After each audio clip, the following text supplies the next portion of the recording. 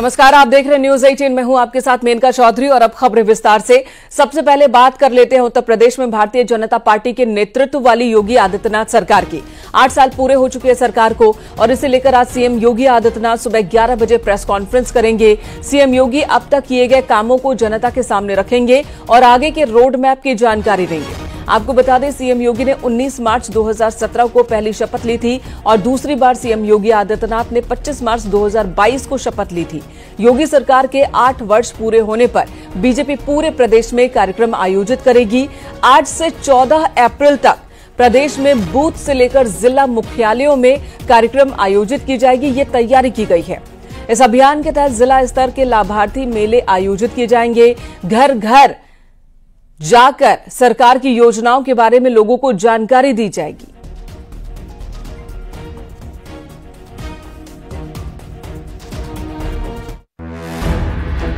No curfew no दंगा, UP में है सब जगह। 25 मार्च 2025 को योगी आदित्यनाथ सरकार सत्ता में 8 साल पूरे कर लेगी। उत्तर प्रदेश के सबसे लंबे समय तक सेवा देने वाले मुख्यमंत्री के रूप में एक ऐतिहासिक उपलब्धि होगी।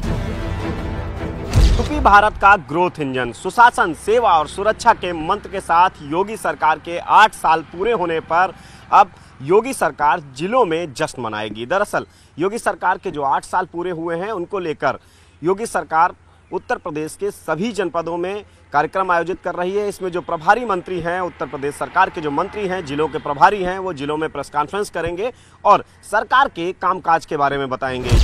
सरकार इस अवसर को विशेष कार्यक्रमों और नई नीतिगत घोषणाओं के साथ मनाने की तैयारी कर रही है। योगी सरकार के 8 साल पूरे होने पर सभी 75 जिलों में सरकार की ओर से कार्यक्रम आयोजित किए जाएंगे। सीएम योगी लखनऊ में प्रेस कॉन्फ्रेंस करेंगे। इसके बाद 3 दिन 25 से 28 मार्च तक अलग अलग कार्यक्रम होंगे। जिलों में योगी सरकार के 4 मंत्रियों की प्रेस कॉन्फ्रेंस आयोजित की जाएगी।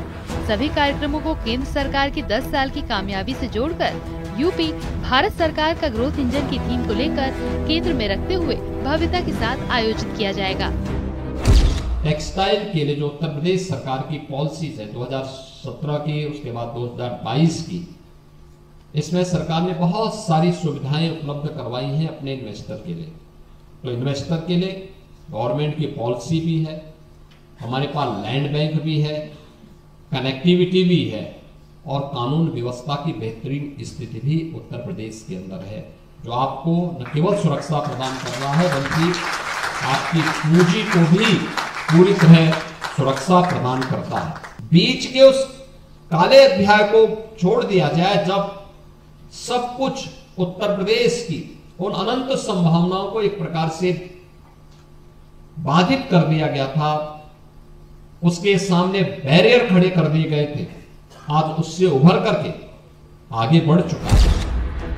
उत्तर प्रदेश की योगी सरकार ने अपने 8 साल के कार्यकाल में कई फ्रंट पर इतिहास रचा। योगी सरकार के 8 साल में 15 लाख करोड़ रुपए का निवेश हुआ, जिससे 60 लाख युवाओं को रोजगार मिला। प्रदर्शनियां लगेंगी कि आखिर उत्तर प्रदेश सरकार और केंद्र सरकार ने किस तरीके से उत्तर प्रदेश में काम किए गए, आम जनता को किस तरीके से लाभ हुआ और उत्तर प्रदेश के हर वर्ग को किस तरीके से सरकार ने फायदा पहुंचाया। इन सभी मुद्दों को लेकर प्रेस कॉन्फ्रेंस होंगी और 3 दिवसीय जश्न का कार्यक्रम उत्तर प्रदेश के हर जनपद, हर विकास खंड पर चलेगा। योगी सरकार ने defence, medical, road development, agriculture जैसे तमाम क्षेत्रों को लेकर धरातल पर मेहनत की। पिछले 8 बरस में योगी सरकार के राज में उत्तर प्रदेश ने उत्सव प्रदेश का सफर तय किया। न्यूज 18 के लिए ब्यूरो रिपोर्ट। संभल में पिछले साल 24 नवंबर को हुई हिंसा के मामले में सबसे बड़ी गिरफ्तारी हुई। पुलिस की विशेष टीम ने शाही जामा मस्जिद के सदर जफर अली को गिरफ्तार किया। तकरीबन 4 घंटे तक पूछताछ के बाद सैयद जफर अली को कोर्ट में पेश किया गया, जिसके बाद जफर की जमानत अर्जी खारिज करते हुए अदालत ने उन्हें जेल भेज दिया। हालांकि पेशी के दौरान जफर अली ने आरोपों को खारिज किया। जामा मस्जिद के जफर अली के ऊपर भीड़ को हिंसा के लिए उकसाने के आरोप है। संभल हिंसा केस में अब तक कोर्ट ने एक भी आरोपी को जमानत नहीं दी है। गिरफ्त में है 80 आरोपी जो कि जेल में है। कोर्ट ने अब तक तकरीबन 115 जमानत अर्जी खारिज की है।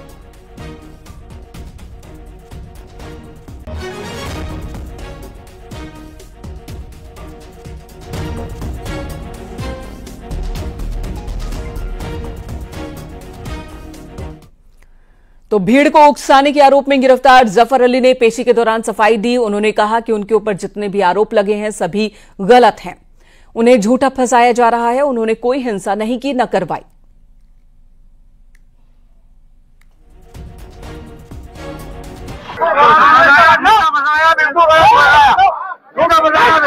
दंगा आपने भड़काया था? में लाया गया है कि वो गलत साक्ष्य पेश कर रहे हैं। पीसी जो करी थी, पीसी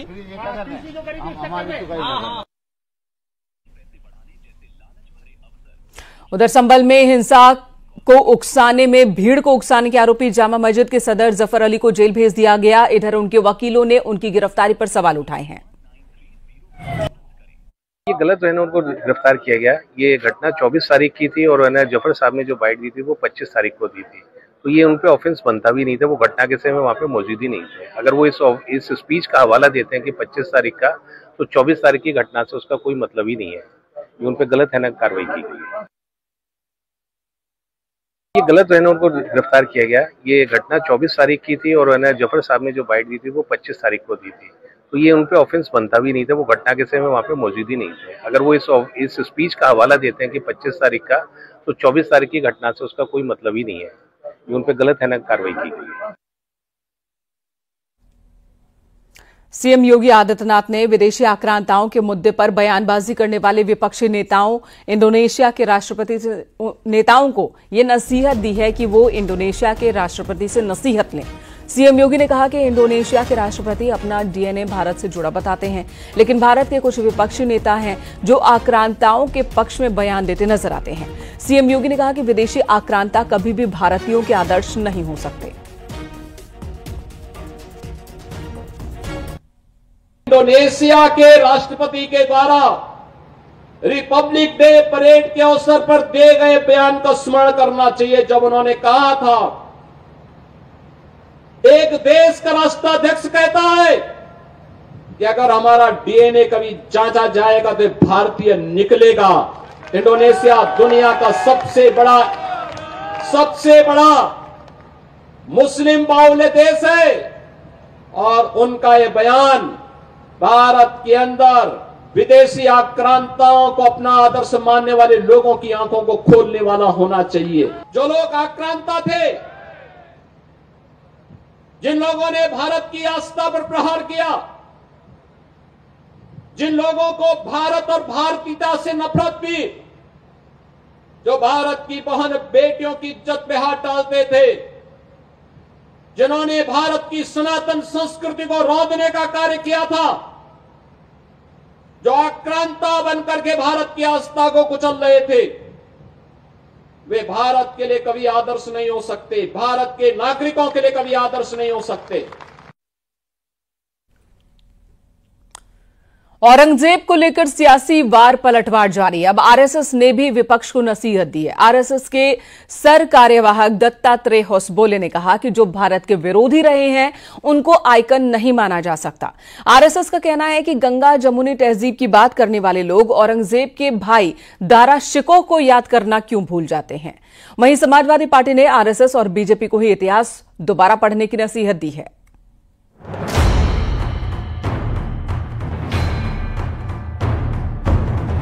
कि जो महान नहीं था उसको महान नहीं इतिहास ने लिखा है, जो महान कार्य थे उनका ही विश्लेषण किया गया है।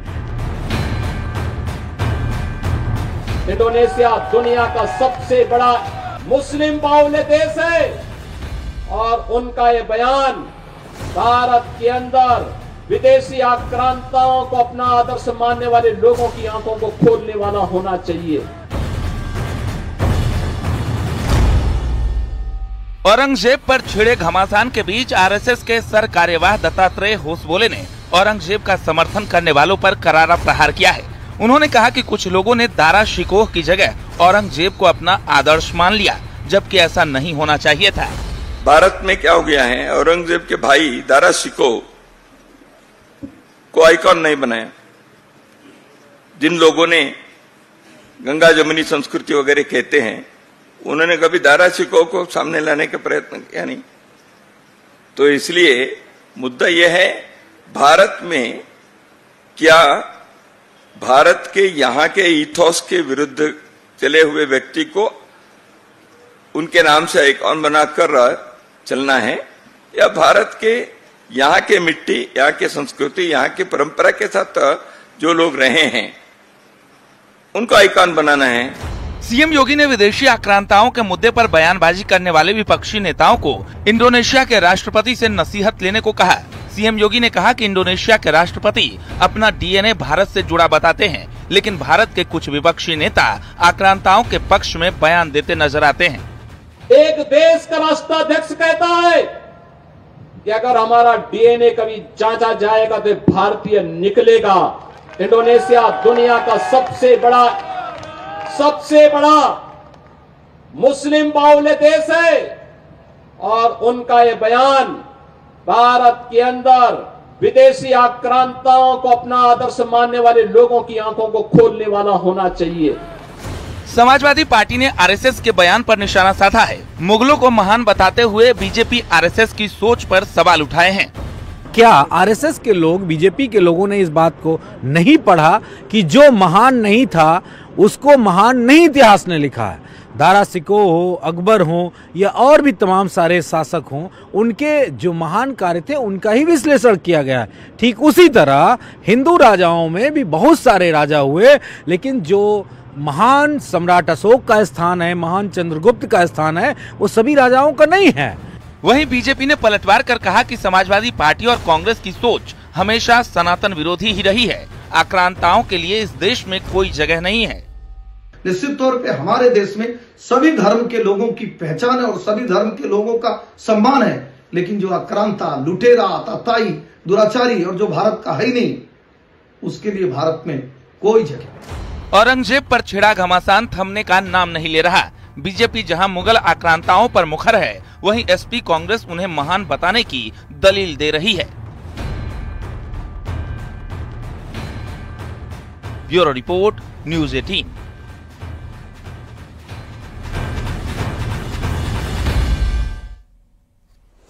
इधर मेरठ का सौरभ हत्याकांड इस समय सुर्खियों में है। न्यूज़ 18 ने सौरभ हत्याकांड की मुख्य आरोपी मुस्कान के माता-पिता से बातचीत की और इस दौरान मुस्कान के माता-पिता ने मुस्कान और साहिल को लेकर कई बड़े खुलासे किए।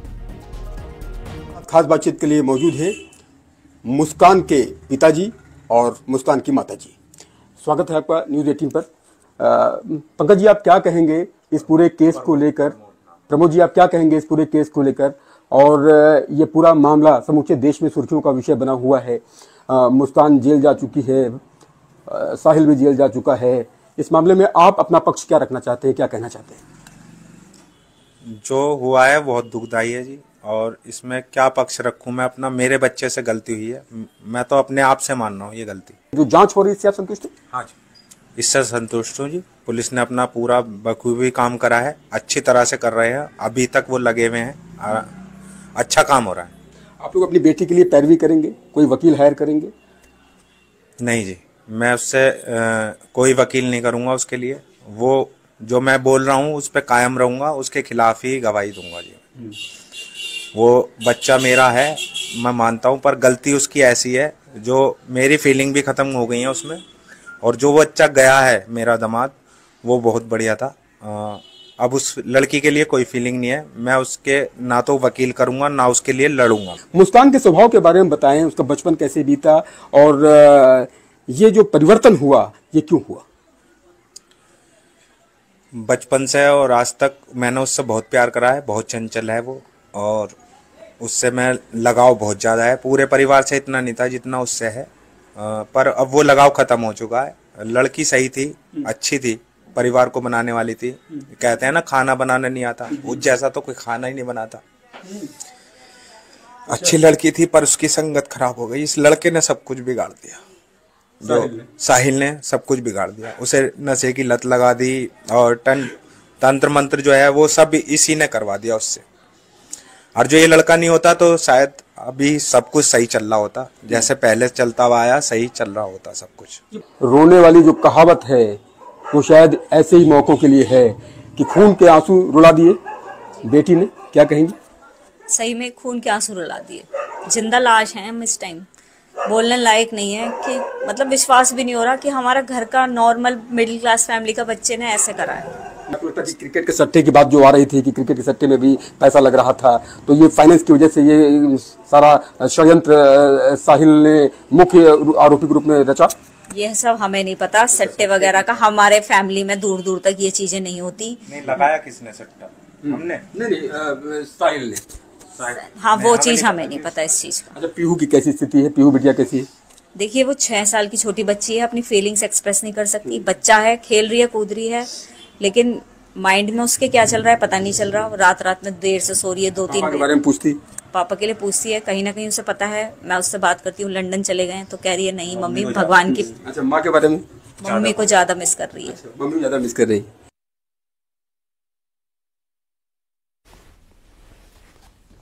और अगली खबर का रुख कर लेते हैं। अगली खबर, फिलहाल सौरभ मामले की छानबीन चल रही है मेरठ हत्याकांड को लेकर, और इसी बीच मेरठ के सौरभ राजपूत हत्याकांड में एक मोड़ भी आया है और एक नया वीडियो आया है।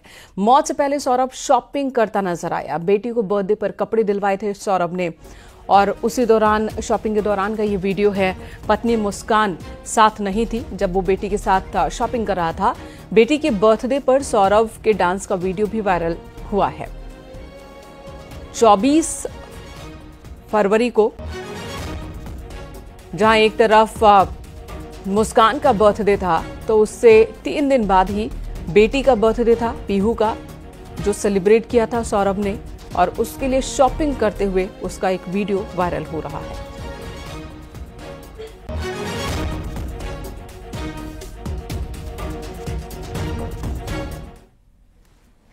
मुस्कान और सौरभ की शादी के फोटोज भी सामने आए हैं। सौरभ और मुस्कान की शादी के बाद की कई तस्वीरें सामने आई हैं। गले में माला डाले नजर आ रहे हैं दोनों। ये तस्वीरें हैं जब मुस्कान और सौरभ की शादी हो गई थी। दर्दनाक अंत एक लव स्टोरी का हुआ, एक शादी का हुआ, जिसके बाद पुलिस ने दोनों ही आरोपियों को गिरफ्तार कर लिया है।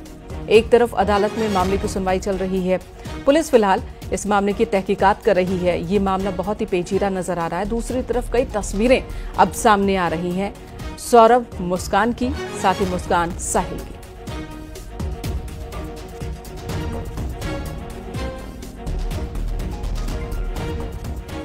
मेरठ के सौरभ राजपूत हत्याकांड मामले में मुस्कान की मां का बयान भी आया, जिसमें वो मुस्कान की असली मां होने की बात कह रही है। साथ ही साहिल के मुस्कान के साथ तंत्र विद्या के इस्तेमाल करने की भी बात पर हामी भरती दिख रही है।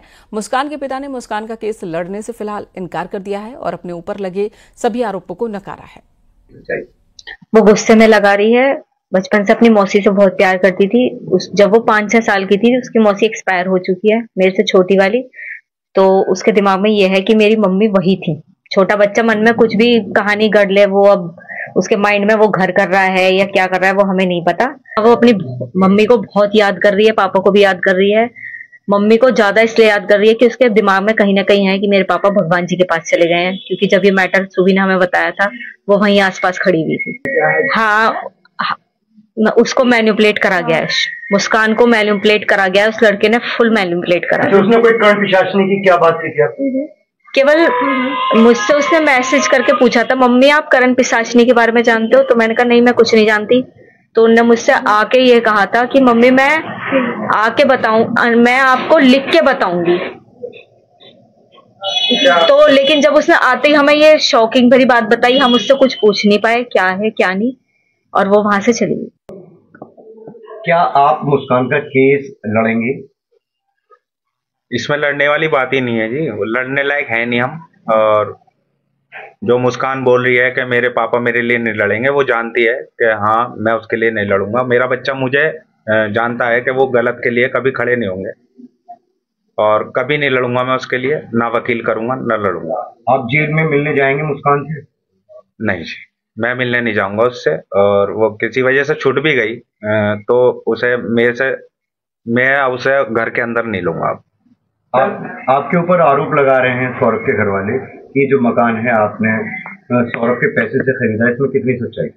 ये झूठ है जी। और ये मकान मैं जब ले पाया हूँ जब मैंने 2 दुकानें सेल करी हैं, एक शास्त्री नगर और एक सर्राफे, मैन सर्राफे की। द प्रतापगढ़ पुलिस ने धर्मांतरण करने वाले गिरोह का खुलासा किया। पुलिस ने धर्मांतरण करने वाले 3 आरोपियों को गिरफ्तार किया है। पट्टी कोतवाली के लवेदा गांव के लोगों की शिकायत पर पुलिस ने कार्रवाई की। 3 आरोपी गिरफ्तार किए गए। महीनों से लवेदा गांव में धर्मांतरण का खेल चल रहा था। ईसाई मशीनरी बड़े पैमाने पर झाड़ फूंक के नाम पर धर्म परिवर्तन करवा रही थी बड़ी संख्या में लोगों की, और इसी मामले में ये गिरफ्तारी हुई है।